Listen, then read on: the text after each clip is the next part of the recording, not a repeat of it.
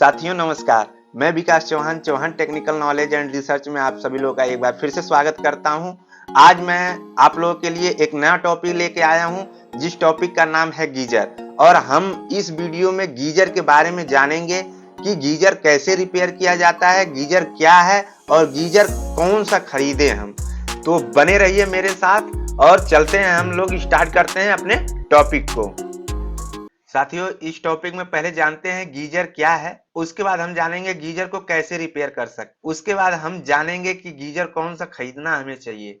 साथियों, ये टॉपिक मैंने सीक्वेंस में इसलिए लगाया है ताकि पहले आप गीजर के बारे में जानें, उसके बाद उसको रिपेयर करने के बारे में जानें, ताकि साथियों उसके बारे में आप जाने और समझे रहेंगे तो आपको खरीदने में आसानी होगी और आप अपने लिए एक अच्छा गीजर खरीद के लेके आ सकते हैं। आप यहाँ पे देख सकते हैं कि हम लोग इस सारे मॉडल के बारे में जानेंगे। गीजर की वायरिंग क्या होती है, टैंक क्या होता है, कौन सा गीजर हमें परचेज करना चाहिए, कौन से कितने लीटर का गीजर है, ये सारी जानकारी हम इस वीडियो में लेने वाले हैं। तो आइए हम आगे बढ़ते हैं और जानते हैं कि गीजर क्या है। गीजर एक तरफ से आते हुए ठंडे पानी को किसी मशीन द्वारा गर्म किए जाने और उस गर्म पानी को एक पाइप द्वारा बाहर निकालने की प्रक्रिया को गीजर कहते हैं। तो ये होता है गीजर। अब हम आगे बढ़ते हैं इसी क्रम में। साथियों, इस वीडियो में आप देख सकते हैं यहाँ पे जो है ये आपके गीजर के सारे मॉडल्स लगे हुए हैं।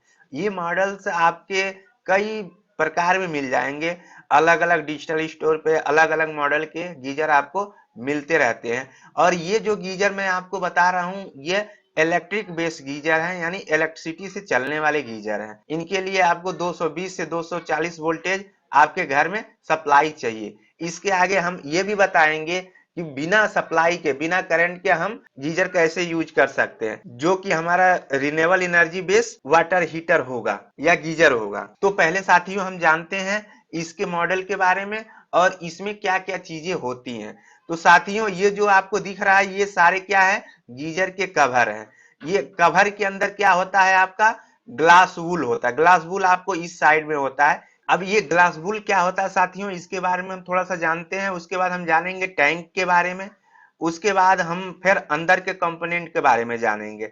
साथियों, ये जो ग्लास वूल होता है ये गीजर के टैंक और कवर के बीच में लगा रहता है। ग्लास वूल क्या करता है साथियों, कवर फाइबर का होता है। टैंक में जब आपका पानी गर्म होता है तो वह हीट होता है। ये वाटर टैंक और फाइबर आपस में मेल्ट ना हो जाए, इस वजह से इसमें क्या लगाया जाता है, ग्लास वूल लगाया जाता है, ताकि टैंक की जो गर्मी है वो बाहर ना निकल सके। अब हम देखते हैं साथियों टैंक के बारे में। टैंक क्या होता है, ये जो आपको काला सा दिख रहा है ये है गीजर का टैंक। और ये टैंक 3 टाइप के टैंक आते हैं, उसके बारे में मैं वीडियो में आपको आगे बताऊंगा कौन सा हमें टैंक वाला गीजर लेना चाहिए और कौन सा नहीं लेना चाहिए। आइए साथियों इसी क्रम में देख लेते हैं गीजर के टैंक के अंदर क्या क्या कंपोनेंट लगे रहते हैं। तो पहले नंबर पे मैं आपको यहाँ पे दिखाता हूं साथियों, ये है आउटलेट पाइप, यानी गर्म पानी निकलने का रास्ता। आउटलेट पाइप उसको बोलते हैं साथियों जो जिससे गर्म पानी आपका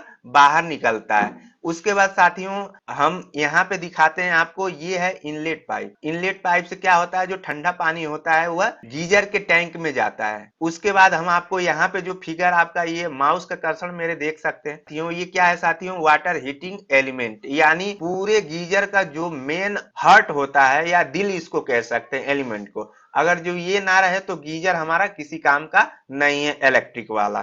तो यही क्या करता है, पूरे वाटर को क्या करता है, गर्म करता है। उसके बाद हम आते हैं थर्मोस्टेट के बारे में। साथियों ये क्या करता है, ये पानी के टेम्परेचर को ऑपरेट करता है, यानी साथियों ये भी कह सकते हैं कि कितना पानी हमें गर्म चाहिए वो डिसाइड कौन करता है, थर्मोस्टेट।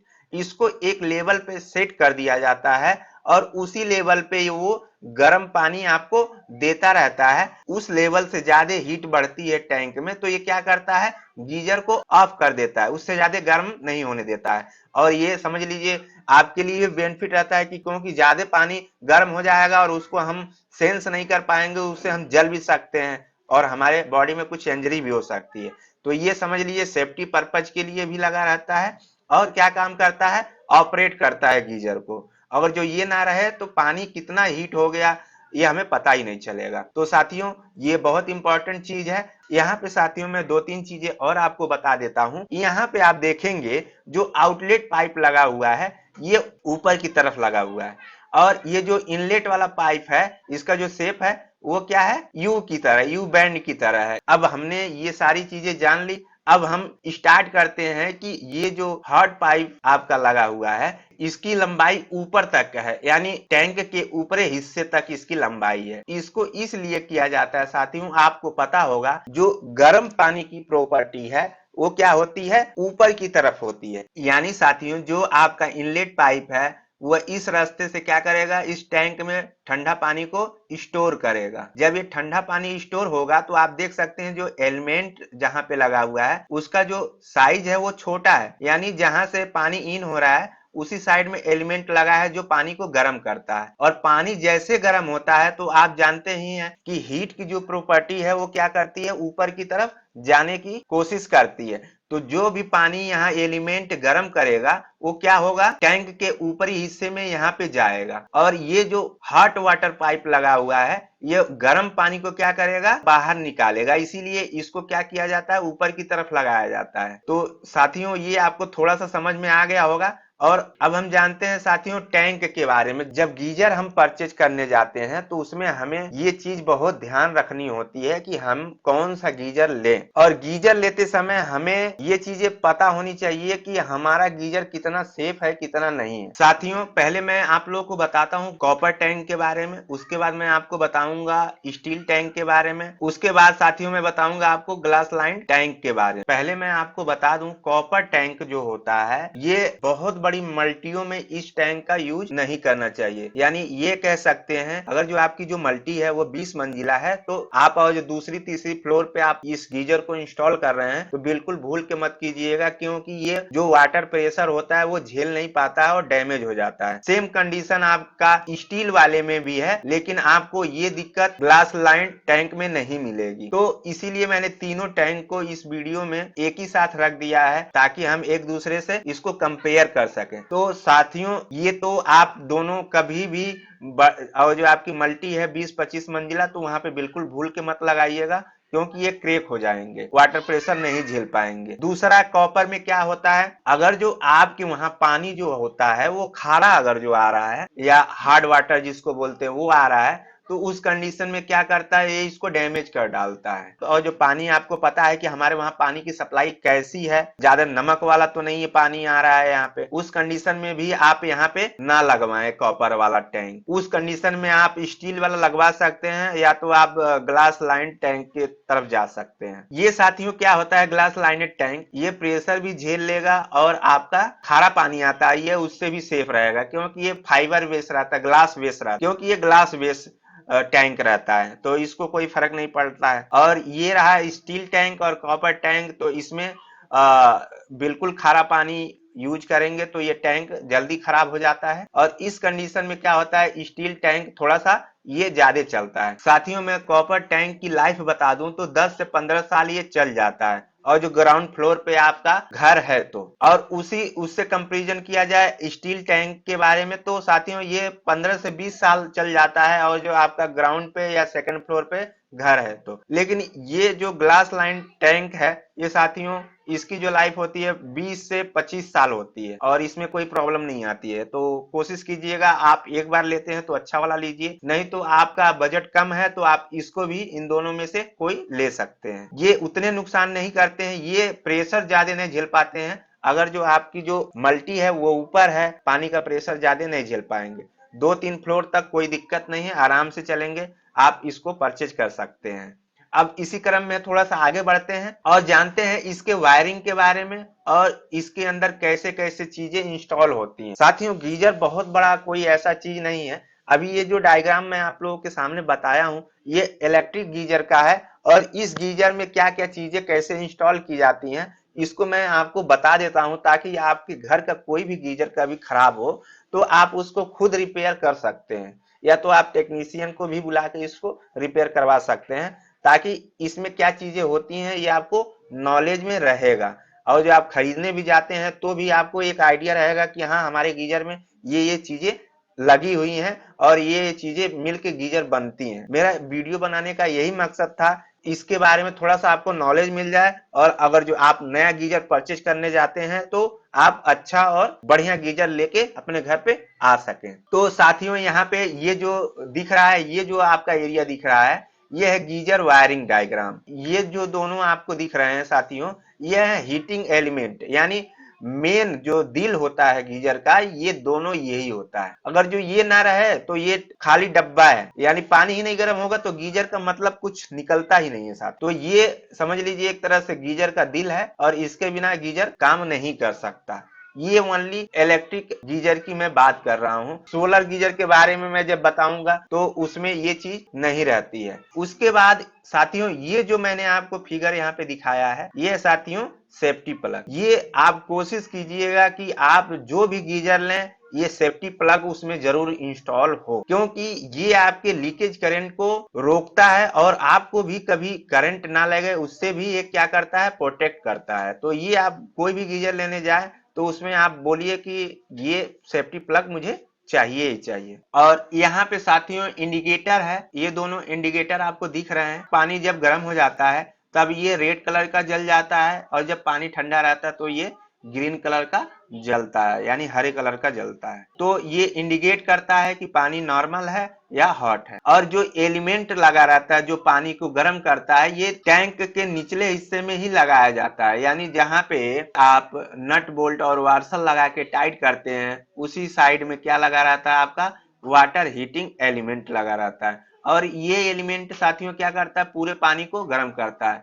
इसको ऊपर इसलिए नहीं लगाया जाता है, कभी बाई चांस पानी और जो खाली हो गया तो ये जब खाली पानी में वर्क करेगा तो ये एलिमेंट क्या हो जाएगा, खराब हो जाएगा। और ये एलिमेंट की लाइफ कब बनी रहती है, जब ये पानी में डूबा रहता है। और साथियों एक एलिमेंट की और ये भी खासियत है, ये जब खारे पानी में रहता है तो इस पे क्या जम जाती है, पपड़ी जम जाती है पूरी मोटी मोटी, और ये क्या करता है, आवाज करता है। और ये आवाज करेगा तो ऐसा लगेगा आपके गीजर में कहीं कहीं ये ब्लास्ट ना हो जाए, कहीं कुछ ना हो जाए। ऐसा कुछ नहीं होता है। इस पे क्या हो जाता है, खारा पानी का कार्बन जम जाता है, और वो कार्बन क्या करता है, आवाज करता है। इस कंडीशन में क्या करना है, आपको टेक्नीशियन को बुलाना है और इस गीजर की क्या करानी है, सर्विस करा लेनी है।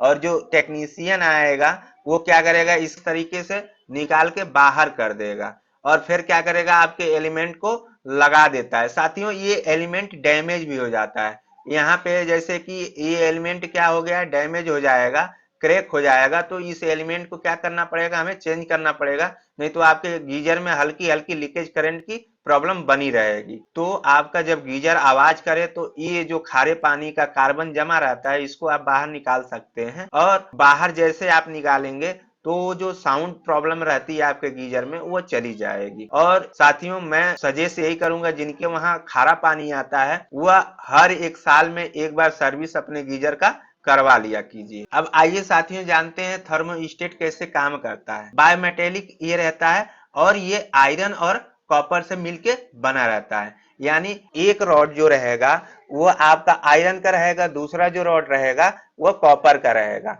और इनको क्या होता है, और जो कहीं से जैसे आप थर्ड इमेज में देख सकते हैं, ये दोनों आपस में क्या हुए हैं, एक दूसरे में चिपके हुए हैं। आयरन और कॉपर एक ही रॉड में चिपके हुए हैं, और इसको जब हम हीट नीचे से दे रहे हैं तो ये क्या हो रहा है, बैंड हो रहा है। यानी इसको जब गर्मी मिलेगी तो ये बैंड हो जाएगा, और फिर ये जब जैसे ठंडा होगा वैसे धीरे धीरे ये क्या हो जाएगा, सीधा हो जाएगा। यानी समझ सकते हैं साथियों, थर्मोस्टेट सेम वैसे ही काम करता है। जैसे हमारा छोटा पौधा होता है, वो क्या होता है, जब उसको ज्यादा धूप मिल जाती है तो वो क्या करता है, मुरझा जाता है। फिर जैसे जैसे शाम होती है उसको ठंडी हवाएं मिलती हैं, और ऊपर की जो ओस पड़ती है वो मिलती है, तो फिर ठंडी चीजें जब जैसे जैसे मिलती है वैसे वैसे क्या होता है, फिर खड़ा हो जाता है। सेम वैसे ही आपका थर्मोस्टेट भी काम करता है। ये जब क्या होता है, जब ये जो रॉड है थर्मोस्टेट, ये जो रॉड है ये क्या करता है, इस वाले रॉड के अंदर पड़ा रहता है, और ये इन स्विचों से क्या होता है, और ये रॉड क्या होता है, इन स्विच से कनेक्ट होता है। अब जैसे कि साथियों इस फिगर में आप देख सकते हैं, जैसे ही ये रॉड बेंड हुआ है वो क्या कर दिया है, थर्मोस्टेट को ऑफ कर दिया। ये पत्ती है और ये सेकंड पत्ती है इसकी, जिससे सप्लाई आउट होती है। ये इसकी फिन्स है और ये जब ज्यादा गर्म हो गया है तो क्या कर दिया है, यहाँ से कट गया है। और ये फिर जब धीरे धीरे ये ठंडा होगा तो ये जो रॉड होगा ये क्या हो जाएगा, सीधा हो जाएगा और यही पत्ती क्या होगी, यहाँ पे चिपक जाएगी। और जैसे चिपकेगी तो ये वाली सप्लाई क्या होगी, आगे बढ़ जाएगी और आपका गीजर फिर गर्म करने के काम में जुट जाएगा। तो इसी बेस पे आपका थर्मोस्टेट काम करता है। अगर जो ये बायोमेटेलिक वायर इसमें ना पड़ा रहे तो ये प्रॉपर तरीके से वर्क नहीं करेगा। अभी साथियों थर्मोस्टेट की जगह पे सेंसर आ गए हैं जो हीटिंग टेम्परेचर को सेंस करते हैं और कोल्ड टेम्परेचर को सेंस करते हैं, जो कि आपके स्मार्ट गीजर में देखने को मिल जाते हैं। तो वह भी लेटेस्ट चीजें हैं, वह भी आप यूज कर सकते हैं। जो पहले के गीजर में थर्मोस्टेट होते थे वह इसी बेस पे काम करते थे।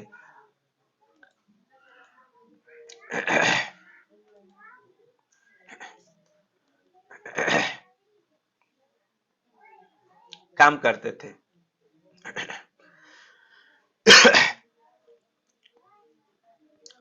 तो आई होप साथियों ये इलेक्ट्रिक हीटर के बारे में आप लोग को समझ में आ गया होगा, ये कैसे काम करते हैं, इसमें क्या क्या चीजें लगी रहती हैं। आई होप साथियों इलेक्ट्रिक गीजर के बारे में आपको पता चल गया होगा कि ये कैसे काम करता है।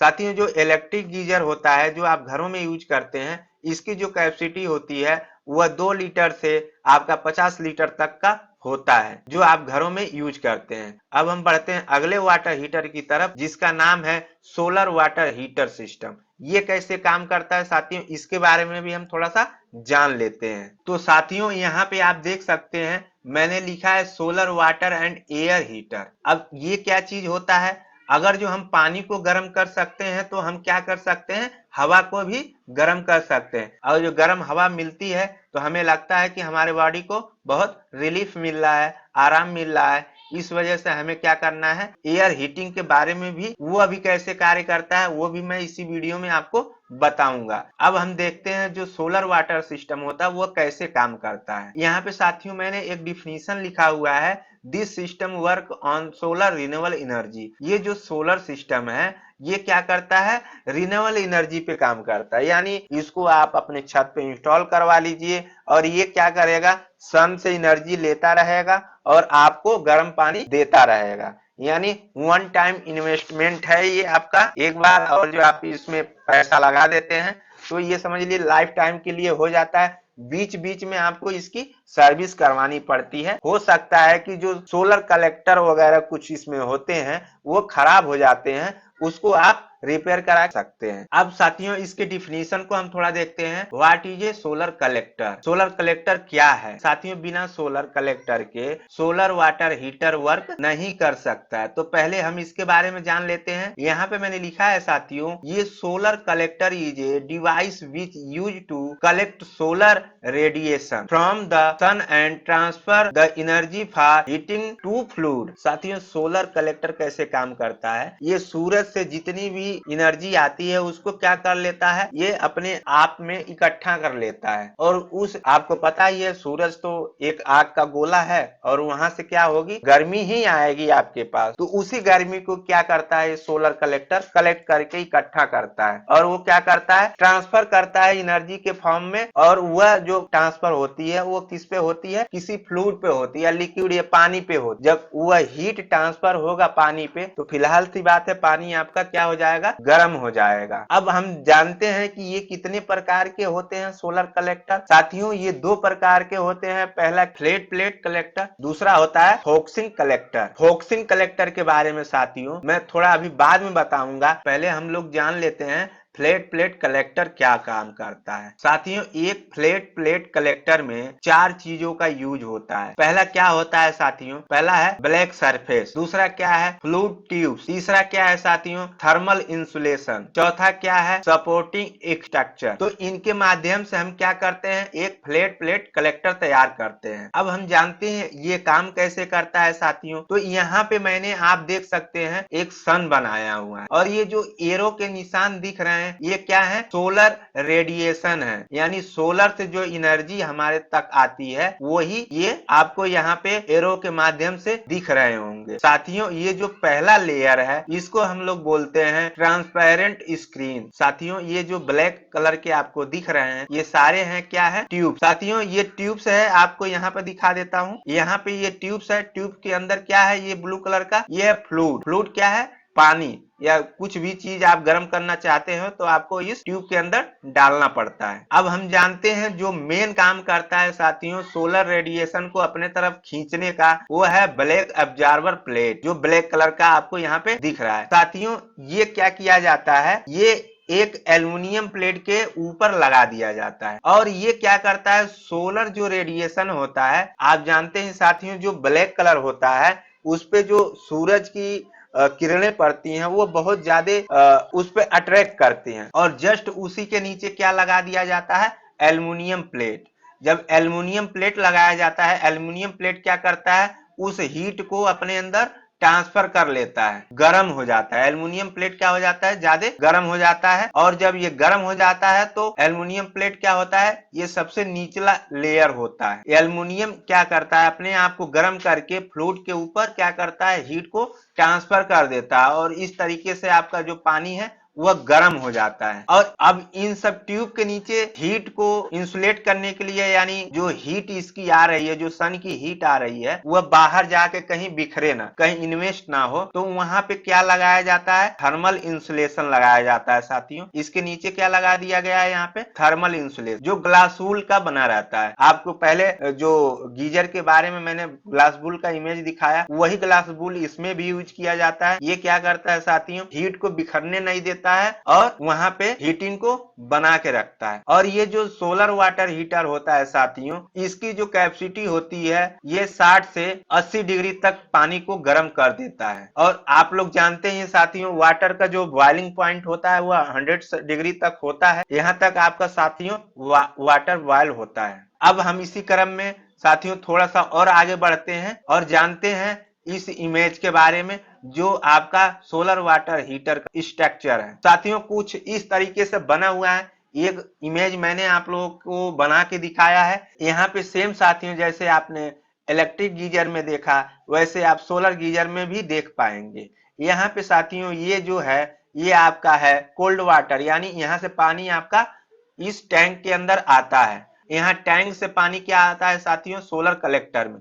और सोलर कलेक्टर के बारे में मैंने आपको पहले ही बता दिया है। और उससे क्या होती है, सोलर कलेक्टर क्या करता है, सोलर के रेडिएशन को एब्जॉर्ब करता है और उस एब्जॉर्ब करने से सोलर की हीट क्या करता है, फ्लूइड में ट्रांसफर कर देता है, यानी पानी में ट्रांसफर कर देता है और पानी हो जाता है गर्म। और गर्म पानी का जो प्रॉपर्टी होता है साथियों वो क्या आता है, ऊपर की तरफ। यानी जैसे ही पानी गर्म होगा वो साथियों क्या करेगा, ऊपर की तरफ बहने लगेगा। और आप देख सकते हैं ऊपर के तरफ में आपको लाल कलर से मैंने दर्शाया है, यानी ये पानी पूरा गर्म हो गया है। और इस पानी को क्या कर सकते हैं, हम किसी पाइप के जरिए हम बाहर निकाल के उसको यूज कर सकते हैं। तो साथियों ऐसे ही आपका सोलर हीटर गीजर आपका वर्क करता है। सोलर वाटर हीटर के बारे में भी समझ में आ गया होगा। और इसकी जो कैपेसिटी होती है वह 100 लीटर से 300 लीटर तक होती है। यानी आप अगर जो अपने घर में सोलर वाटर हीटर लगवाना चाहते हैं तो ये 100 लीटर से स्टार्ट होता है और 300 लीटर तक मार्केट में अवेलेबल होता है। तो ये सबसे बेस्ट आपके लिए ऑप्शन है। आप एक बार पैसा इन्वेस्ट कर दीजिए, उसमें आपका क्या होगा कि बिजली का बिल हर महीने आपको देना नहीं पड़ेगा और फ्री में आपको गर्म पानी मिलता रहेगा। और ये रिन्यूएबल एनर्जी के तरफ में भी आकर्षित करता है आपको। साथियों मैं सजेशन यही दूंगा कि आप छोटा हीटर भी ले सकते हैं और अगर जो आपकी कैपेसिटी ज्यादा हो पानी, आप इस हीटर को भी खरीद सकते हैं।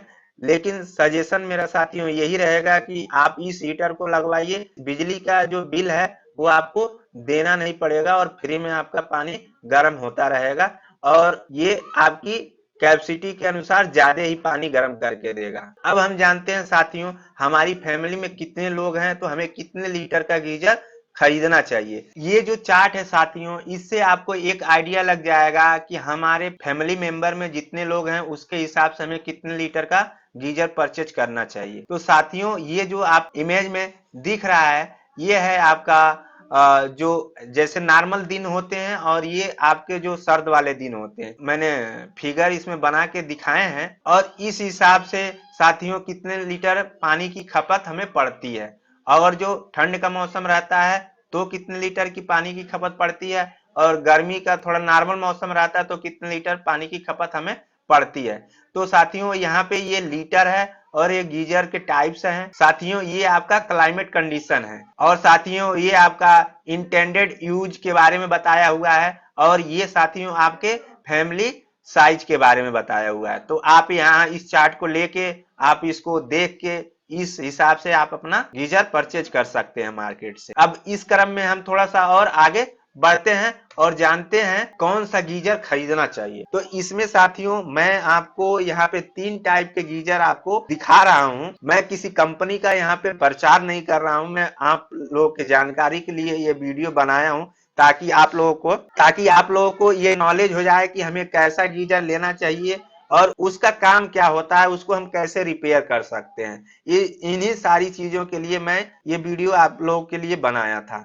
अब इसमें हम लोग जानते हैं साथियों ये जो मॉडल के आते हैं सारे गीजर ये इलेक्ट्रिक गीजर होते हैं और इनको साथियों 220 से 240 वोल्टेज की जरूरत पड़ती है। यानी साथियों आपको सुबह के टाइम में अगर जो नहाना है और आपके घर की लाइट चली गई तो आपको ठंडे पानी से ही नहाना पड़ेगा। और इसकी जो कैपेसिटी होती है साथियों ये 2 लीटर से 50 लीटर तक आते हैं, मार्केट में अवेलेबल होते हैं। और साथियों ये जो होता है ये जो गीजर है ये थोड़ा सा स्मार्ट गीजर है। इसमें आप देख सकते हैं रिमोट से ही ऑपरेट कर सकते हैं, इसका टेम्परेचर अप डाउन रिमोट से ही आप कर सकते हैं और ये 5 स्टार रेटिंग के साथ आता है। इसमें जैसे जैसे आपका पानी गर्म होता जाएगा वैसे वैसे क्या होगा, आपका ये जो कलर है ये रेड होता चला जाएगा और जैसे जैसे आपका पानी ठंडा होगा तो वैसे वैसे ये जो कलर है वह ब्लू होता जाएगा। तो ये सारे फीचर्स हैं इसमें गीजर में। अब और यहाँ पे आपको टेम्परेचर भी शो करेगा कितने टेम्परेचर पे आपका गीजर सेट है। ये हो गया साथियों इलेक्ट्रिक गीजर के बारे में। अब ये है solar renewable energy geyser. Suggestion तो हमेशा यही करूंगा कि आप सोलर एनर्जी वाला लीजिएगा, वो आपके लिए लाइफ टाइम काम करेगा और आपका इसका बिजली का बिल भी नहीं चुकाना पड़ेगा। और इसकी जो कैपेसिटी होती है वो 100 लीटर से 300 लीटर तक मार्केट में अवेलेबल है। यानी एक बार लगाओ और पूरे फैमिली को गर्म पानी से पूरे ठंड के मौसम में नहलाओ। मेरे लिए साथियों सबसे बढ़िया ऑप्शन सोलर रिन्यूएबल एनर्जी वाला है क्योंकि ये एनर्जी की खपत को कम करेगा और हमारे पर्यावरण को बचाने में भी एक योगदान देगा। तो मैं सजेस्ट यही करूंगा कि साथियों आप जब भी वाटर हीटर का यूज करें या परचेज खरीदने जाएं तो आप रिन्यूएबल एनर्जी के बारे में जरूर देख लें। इससे साथियों क्या है कि जो आपके घर की बिजली का बिल है वह भी कम आएगा और इसके वजह से हमारे पर्यावरण को नुकसान भी नहीं होगा। तो मैं बिल्कुल सजेस्ट करना चाहूंगा साथियों कि आप ये वाला सोलर खरीदें। बाकी एज यू लाइक, आपकी मर्जी, आपका पैसा, आप जैसा गीजर परचेज करना चाहते हैं आप उसके लिए स्वतंत्र हैं। मेरा काम था साथियों आप लोगों को इस वीडियो के माध्यम से जानकारी देना, वो मैंने आप लोगों को दे दिया है। और ये वीडियो आप लोगों को अच्छा लगे तो प्लीज हमारे वीडियो को लाइक और सब्सक्राइब करना बिल्कुल भी ना भूलें और ज्यादा से ज्यादा मेरे वीडियो को शेयर करें। मिलते हैं अगले वीडियो में, तब तक के लिए जय हिंद, वंदे मातरम।